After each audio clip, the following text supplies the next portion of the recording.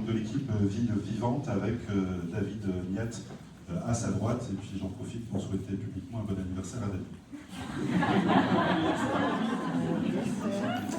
Négociation avec la population et les élus des autres communes autour de La Rochelle pour leur dire moins d'extension, limiter l'extension, parce que si on avait cumulé l'ensemble des PLU aujourd'hui et un POS, encore une commune avec un POS, l'ensemble des PLU et le POS ont grignoté 1500 hectares sur tous les documents d'urbanisme ajoutés, cumulés.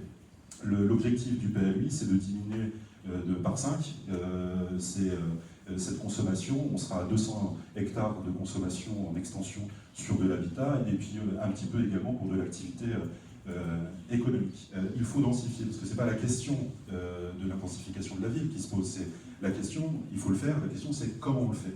Donc pour savoir le faire, on a essayé d'abord de partir d'une photo de notre territoire en termes de cadre de vie. On a fait un diagnostic de l'ensemble des cadres de vie à l'échelle des 28 communes de la communauté d'agglomération. Ces cadres de vie, diagnostiqués à l'instant T où ils ont été réalisés, ont donné donc la somme de ce qu'on pouvait rencontrer comme paysage, trame urbaine, tissu urbain, écriture architecturale, etc. De cela, on a essayé de trouver un vocabulaire commun à l'échelle des 28 communes. Donc vous avez ici quelques... tu peux revenir sur les slides d'avant, s'il te plaît, voilà. Par exemple, Maison de l'Esprit Village. On a déterminé que l'Esprit Village était quelque chose qu'on trouvait sur beaucoup de communes qui sont vraiment des villages. On a beaucoup de communes qui ont moins de 3500 habitants. Plus et mieux. Et donc c'est pour ça qu'on a établi en fait toute une nomenclature à partir des cadres de vie qu'on a traduit en projet, qu'on a traduit en zonage.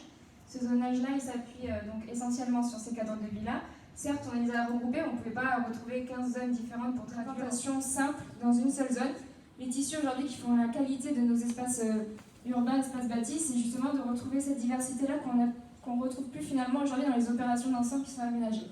On arrive à voir dans des grands axes et des pénétrantes de la ville de La Rochelle notamment, vous avez des permis de construire qui sont déposés, vous voyez, comme ça, avec les cas de conscience qui sont posés à l'adjoint à l'urbanisme, qui se demandent en fait, est-ce que j'accepte ce PC? Première question. Et deuxièmement, la maison qui est juste à côté, est-ce qu'elle va suivre ou est-ce qu'elle ne suivra pas?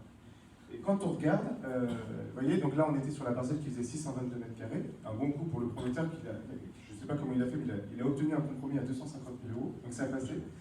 Et puis quand on regarde les parcelles d'à côté, 434 m², 270 m², si on fait les calculs du compte à rebours promoteur pour savoir combien d'étages il leur faudrait pour pouvoir prendre ces maisons et les remplacer par la suite des immeubles, et ben on tombe sur R+4, R+5, R+6. Or, le règlement, aujourd'hui, sur cet axe-là, il dit R+4. Pourquoi? Parce que la vision du PLU actuel de La Rochelle, c'est des grands axes qu'on a souhaité densifier. Donc on a des petites maisons diffuses, on va dire, historiques. Et on s'est dit, sur ces axes principaux, il y a des transports en commun. Ils desservent des lieux stratégiques de la ville. On va monter légèrement de R+1 à peut-être R+3, R+4. La grande difficulté, c'est que les parcelles qui sont mutables avec du R+4, c'est peut-être 5% des parcelles. Et toutes les autres ne muteront pas. Donc on se retrouvera avec l'image de tout à l'heure sans la suite.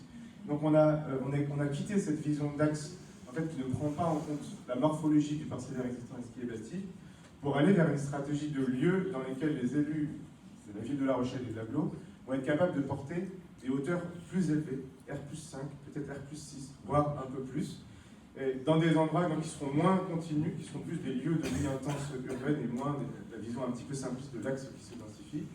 Et donc on a organisé des travaux là où vous avez par exemple une place qui est